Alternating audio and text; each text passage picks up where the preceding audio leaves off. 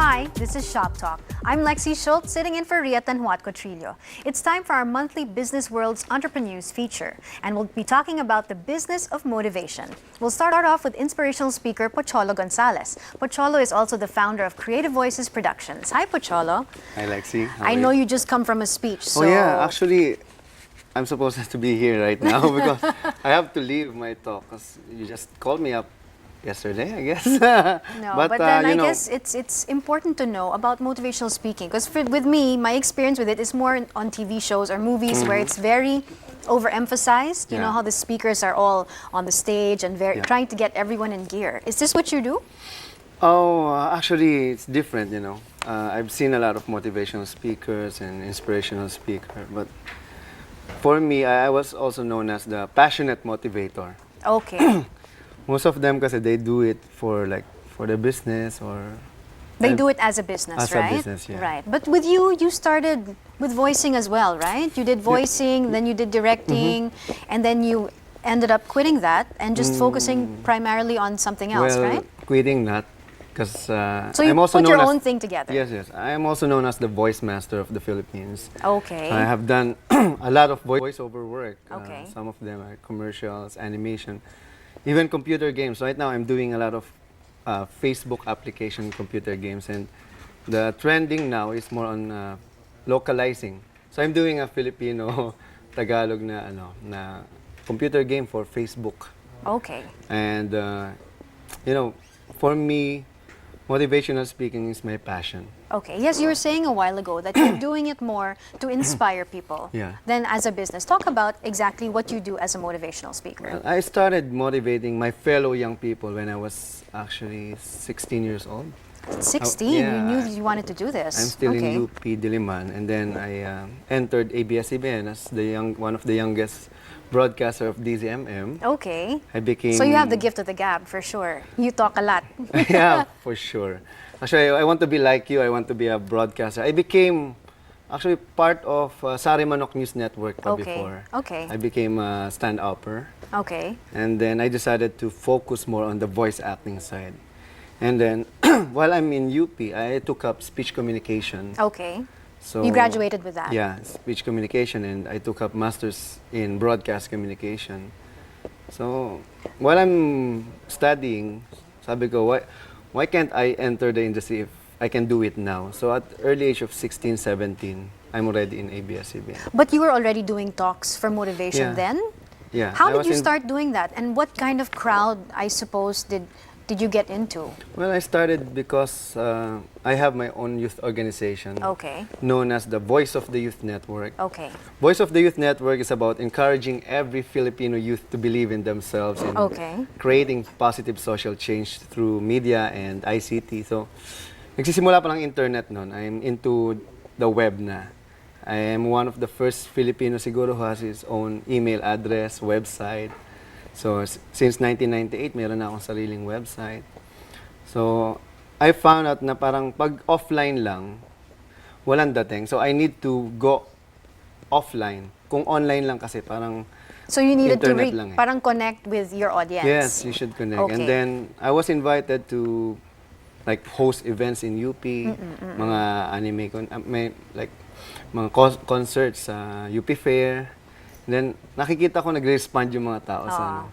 And then, I was invited din sa mga youth programs, youth summit. Because I do voices while I'm speaking. But when you speak in those summits, what exactly do they commission you to talk about? Is it just to inspire the crowd? What do you host the event? Basically, I only talk about myself. I don't talk about other people's business. Okay. So, it's how I so follow my passion. So, parang comedy act ka ba? Or? No, it's not at all. I don't make jokes. Okay. But people laugh because of my, I can say, extraordinary talent, which is my voice acting skill. Something like I can show you. Sasabihin ko lang sa kanila, you know what? I'm the voice of this commercial. Like, ba-bibo, ba-bibo. And anong sikreto? And everyone laughs. So sinatatawanan yung diba? mga audience and dito. I'm doing live radio drama. And I make people close their eyes. And then I will make voices like, Lolo, Lolo, naku, may monster. Hey, naku, nga may monster. Manda kayo sa akin. Nako, tutulungan nyo kami. So, But how do they find you though? And how do they know that you have this natural talent? Who are the ones who invite you? Because syempre, when you were younger, in the school, everyone was exposed to basically, you every and your time I talent. talk in different places, like I was So word being of mouth na invited. yon. May mga audience dyan na like, principal, superintendent, Okay. businessman. And they will have an idea na, oh, I will invite this guy up. So nagmumultiply na lang siya. You know, for the past 2 weeks, ngayon 2 weeks lang, I did like 8 talks. And you'd say that it's because of your voice acting, especially that they get you to do these things? 'Cause I have a lot of experience. I've been to more than 20 countries. I've traveled almost... You've done speeches in Yeah. 20 countries. I've been to almost all parts of the Philippines na speaking. Okay. And so when you say you speak about yourself or you talk about yourself and your life experiences, does it have an end path or end goal to teach them sort of like a lesson Well, for going after their dreams? yeah. What exactly do you teach them? Actually, parang ano yan eh. I consider my talk na parang sandwich, parang hamburger. Yung Bread. mga bread is me. Okay. So yung palaman is my content. So anything na about public speaking, guerrilla marketing, personal branding, youth empowerment, communication. So you are your own Pinapasok. model. Parang ganon. So every time na meron namang points dyan, yung parang sineset kong example yung sarili ko. Give me an example of, well, I've heard the voice acting, but are there certain stories that you always tell about what's happened to you in your life? Well, basically, yun nga, I talk about yung life ko. Like, I'm a dreamer, you know, I came from the province, walang-wala kami, and then eventually, I entered UP Diliman, tapos dire-diretso na, and then, yun, like yung bago ko makapasok dito, I bested more than 10,000 people dahil ang daming pila dito sa ABS. Parang mga ganun lang. But people, kapag kasi ang importante, nakaka-relate talaga yung mga audience mo sa'yo. And apart from, because you said that principals would see you, and so you'd go to a lot of school functions, I'm sure, and talk. I'm sure you also do a lot of business talks. Because Oh, yeah. for entrepreneurship, it's very important that you be able to sell not only your product, but I suppose yourself. Yeah, that's also known as personal branding. Yes, correct. Actually, right now, I'm part of this Go Negosyo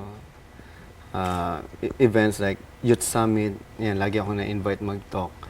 I'm also the Vice President of Philippine Marketing Association for Chapter. So, nagta-travel talaga ako Cebu, Davao. How do you keep Mukha lang. everything in check? Mukha lang kasi... Pinagtripan mo ata ako eh. Actually, ngayon, ang daming invitations eh. Lahat yan na tinatanggap ko. Kasi para sa akin, minsan lang yan eh. At hindi na ikaw ma-invite ulit.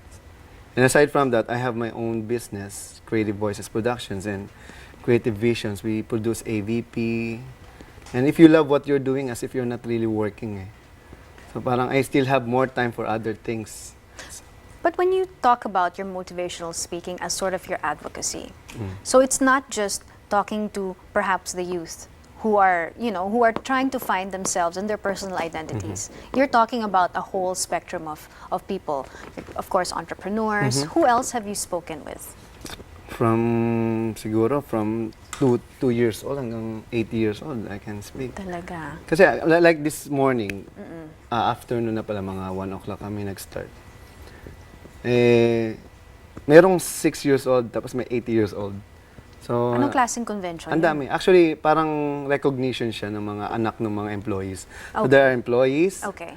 merong mga CEO, like the mga rich people talaga. And then there are kids from grade 1 to college. Okay. Just imagine paano ko ano yun? How do you traverse all the age ang hirap ranges, diba? kung hindi ka sanay. So, I need to start with the kids. So nagvo-voice ka. I started like a kuya. Magandang araw mga bata. Ako nga pala si Kuya Choy. Ano nga bang pangalan ko? Kuya Choy, tama. Uy, alam niyo ba si Kuya Choy? May kwento sa inyo. Tsaka sa mga magulang dyan, oy, makinig din kayo. So, kailangan mo i-address lahat yan. Siyempre, so parang kina-connect mo na yung sarili mo sa kanila.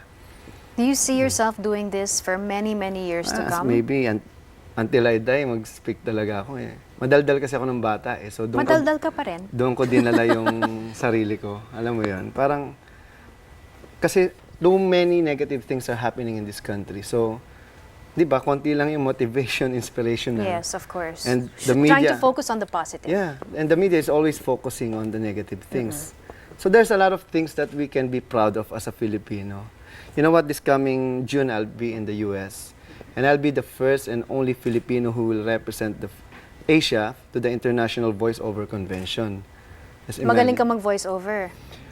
Depende. Kung Try anong nga klase. natin. Kaya mo mag-teleprompt? More on Filipino yung ginagawa natin. O sige, can you just read me that line in a different voice? Saan? Well, give you. Yeah, yan. 1, 2, Okay. 3, go. We'll give you some practical tips on how to wow the crowd after this break. So keep it here. Shop Talk. We'll be right back. All right. Thank you so much.